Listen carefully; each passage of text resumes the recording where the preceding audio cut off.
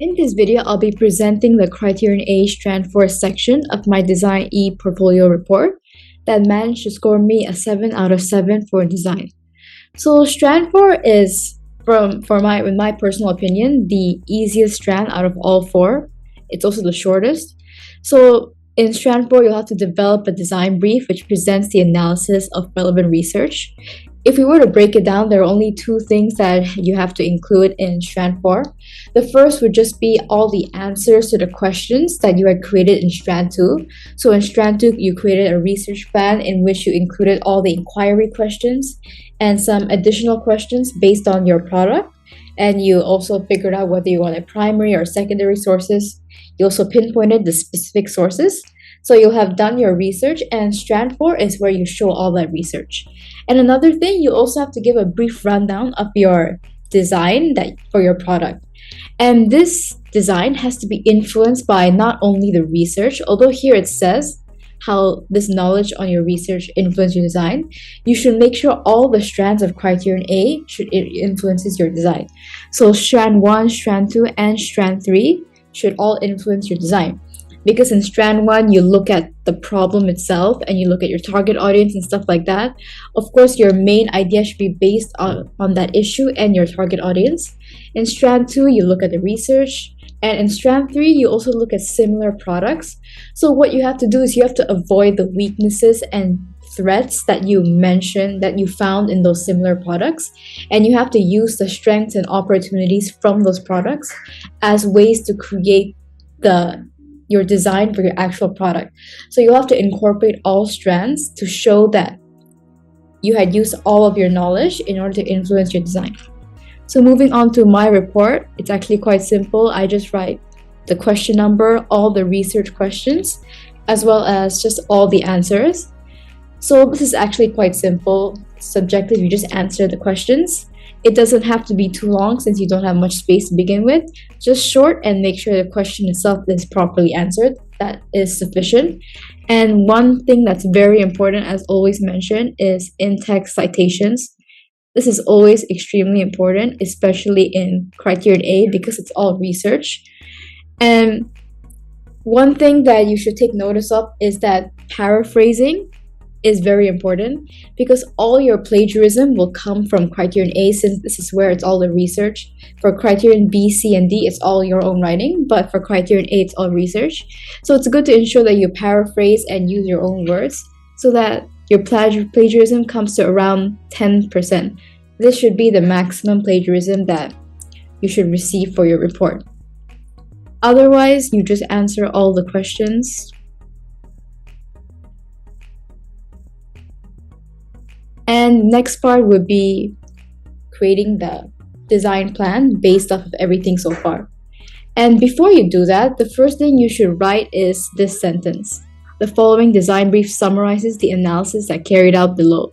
Although it may not seem like it carries much weight, this sentence just sort of connects everything that you've done before. See, I say summarize the analysis, which includes Strand 1, 2, and 3, not especially just the research. So all the analysis before is summarized through this design brief.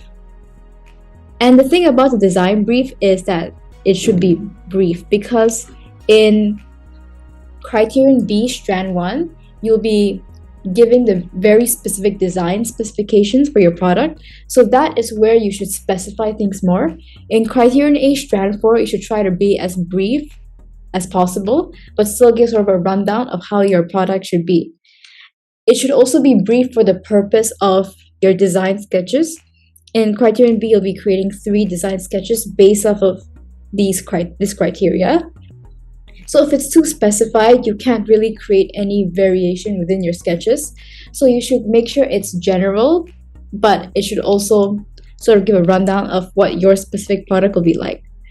So how I like to do this is I use a table. I use the Access FM model, which allows me to break down certain features of the product. And so it makes it easier for me to get a rundown of my design. Of course, you could always write it in a paragraph. You could write it in any other model, but for me, this is what I chose to do. So the first off would be aesthetics. You can write anything about your product, including shape, color, style, just anything that involves aesthetics. And the next thing would be cost. You include the price of the product as well as the cost of production. And by right, the price should always be higher than the cost of production.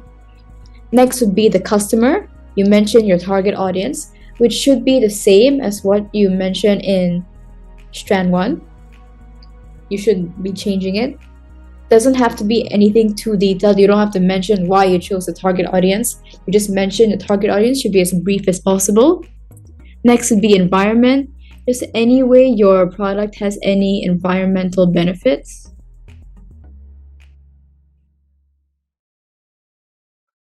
Most of the time, this has to do with materials in which you sort of use recycled materials to reduce environmental impacts. And next would be size. It doesn't matter, you don't have to include every single size because this may also vary with your 3 sketches later on in criterion B. So you should keep this in mind to not make it too specific. Just sizes that will remain the same for all 3 sketches because this is a very general description. Next would be safety. If it's a physical product, it can be physical safety. But if it's sort of an online or product that's not physical, it could even be emotional safety. If you were to create a game, it could be things that prevent cyberbullying or something like that. Next would be function. For function, you write 2 things. You write the actual function of the product, like why you create this product. And the next thing will be how it works, how the product should be used. So this function should always relate to your issue, the main issue that you discussed back in strand 1. So you can see that all of this is interconnected. And the last thing would be materials, in which you can include physical materials if it's a physical product, or if it's something like a game, you include softwares, or just anything that you use to create the product. And if you can see throughout here, there are some things that some features of my product that I got ideas from strand 3, in which I analyzed similar products. So you should always make sure to include at least 1 or 2 strengths or opportunities that you found from those products and incorporate it into your product to show that this is really a summary of your entire criterion A, not just the research.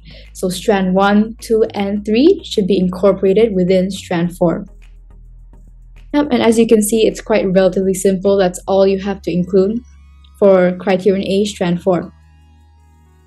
And so if you were to go back here, it fulfills all this requirement, presents all the planned research, all the answers, and decide how this knowledge will influence your design. So you create sort of a design brief that summarizes all the analysis you've done so far, which will give you a 7 for strand 4 criterion A.